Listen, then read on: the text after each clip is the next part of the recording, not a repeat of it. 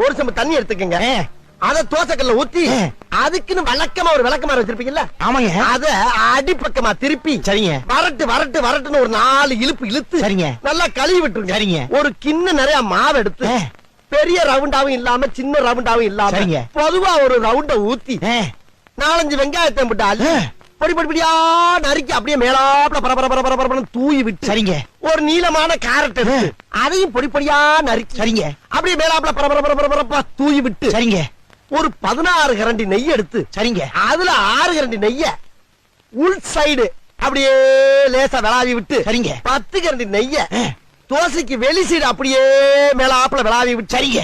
இட்லி பொடி இருக்கு பாத்தீங்களா, அத அப்படியே அள்ளி மலை சாரல் மாதிரி அதை மேலாப்ல பரபரன்னு அப்படியே பேய விட்டு சரிங்க.